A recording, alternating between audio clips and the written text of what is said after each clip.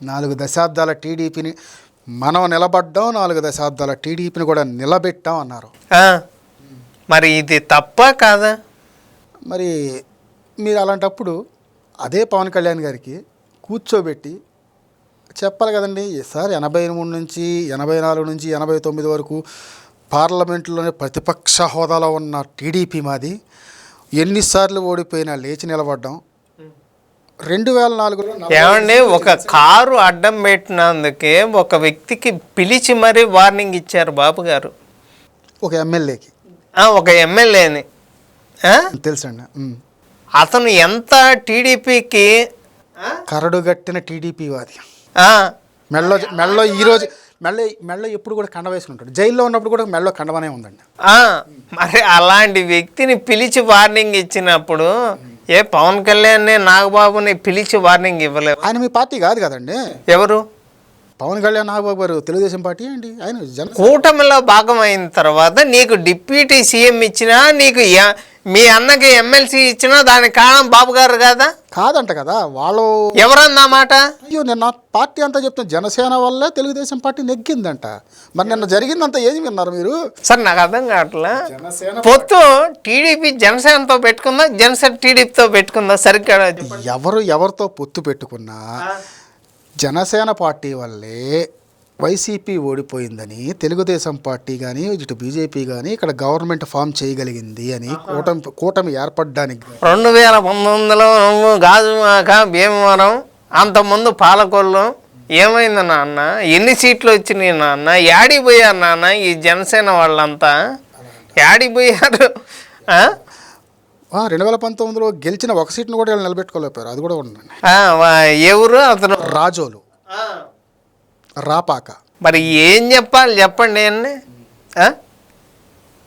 ఈరోజు నీకు ఇంత సపోర్ట్ ఇచ్చినందుకు మమ్మల్ని ఎన్ని మాటలు అంట, ఇన్ని బట్ మీ కార్యకర్తలు మాత్రమే బయటపడుతున్నారు కానీ అధినాయకత్వం కానీ ద్వితీయ శ్రేణి నాయకత్వం కానీ వాళ్ళు ఎవరండి? అధినాయకులు ఎమ్మెల్యేలు ఎవరండి? 2019 నుంచి 24 దాకా రాష్ట్రం కష్టాల్లో ఉంటే, పార్టీ కష్టాల్లో ఉంటే కార్యకర్తలు కాపాడారు పార్టీని.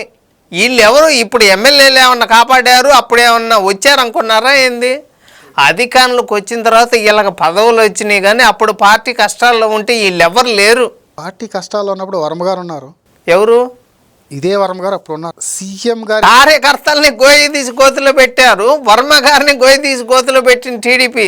ఇంటి మీద చంద్రబాబు గారు ఇంటి మీద దాడి జరిగితే మొదట వెళ్ళి నెక్తారో తెలుసండి, దేవినేని. నీకు ఇంకా విషయం తెలుసా? మంగళగిరి మీద పార్టీ ఆఫీసులో రేపు దాడి జరుగుతుంది అన్న విషయం అప్పిరెడ్డి గారు టీడీపీ వాళ్ళకే ముందు చెప్పారు. లేళ్ళ అప్పిరెడ్డి, లేళ్ళ అప్పిరెడ్డితో షెట్లు ఆడేది ఎవరో కూడా టీడీపీ వాళ్ళ పేర్లు చెప్పమంటావా? చెప్పు, ఎందుకు చెప్పు. వద్దులేండి. అసలు మంగళగిరి పార్టీ ఆఫీస్ మీద దాడి జరుగుతుంది, మా బాబు గారి ఇంటి మీద దాడి జరుగుతుంది, ఇవన్నీ కూడా ముందు అందరికీ తెలుసు. ఇలాంటి వాళ్ళ పిలిచి నెత్తిన పెట్టుకుంటుంటే బాబు గారు ఏం చేయాలి అసలు? మాది గుంటూరు, అందరూ గుంటూరులోనే ఉండేది. ఎవరెవరు ఏం చేస్తున్నారు, ఎవరెవరు ఏ పార్టీ, పొగులు సైకిల్ దొక్కుతా రాత్రి ఫ్యాన్ కింద కూర్చునేవాడు వీళ్ళు ఈరోజు మాట్లాడుతున్నారు. పగలంతా సైకిల్తో కలిసిపోయి రాత్రిపూట ఫ్యాన్ కింద. ఆ ఫ్యాన్ కాదు, ఇంట్లో ఉండే ఫ్యాన్ కాదు, నేను చెప్పేది అదేలండి. ఓకే, వైఎస్ఆర్సీపీ ఫ్యాన్ గిరాగిరా తిరుగుతుంది ఫ్యాను.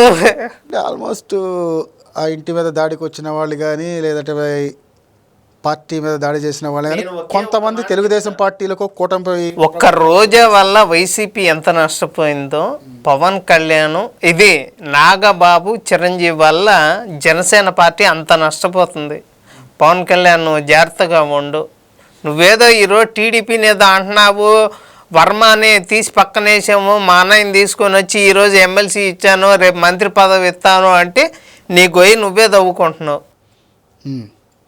మీకు ఆ ఇద్దరు అన్నయ్యల మీద అంత ప్రేమ ఉంటే చంటి సినిమాలో మీనాలాగా నన్ను చిన్నప్పుడు కాపాడారు అంటే, చిన్నప్పుడు నిన్ను అన్నయ్యలు కాపాడారు. ఈరోజు చంద్రబాబు గారు పెద్ద అయినాక నిన్ను చంటిలో మీనాలాగా ఇప్పుడు కాపాడుతున్నారు. నేను ఒకటే అడుగుతా, జనసేన పార్టీ ఏం చెప్తుంది? తమ వల్లే ఈరోజు చంద్రబాబు ముఖ్యమంత్రి అయ్యాడని 4 దశాబ్దాలు నిలబడ్డారని జనసేన పార్టీ జనసేన సైనికులు చెప్పుకుంటున్నారు. ఆ, మీరు వాళ్ళని విమర్శించడం మానేసి మా వల్లే 2 చోట్ల ఓడిపోయిన పవన్ కళ్యాణ్ ఈరోజు పిఠాపురంలో నెగ్గాడు, మేము డిప్యూటీ సీఎం అని మేము చేసామని మీరు కూడా చెప్పుకోవచ్చుగా. వాళ్ళ అన్నయ్యని మేము ఎమ్మెల్సీ ఇచ్చి మేము నిలబెట్టి మినిస్టర్ ఇస్తున్నామని మీరు కూడా చెప్పుకోవచ్చు కదా. విమర్శించడం దేనికి? అసలు నాకు ఏం మాట్లాడాలో నాకైతే అర్థం కావట్లేదు. ఈరోజు మాట్లాడాల్సింది నేను కాదు, యాక్చువల్గా బాబు గారు సీరియస్ అవ్వాలా.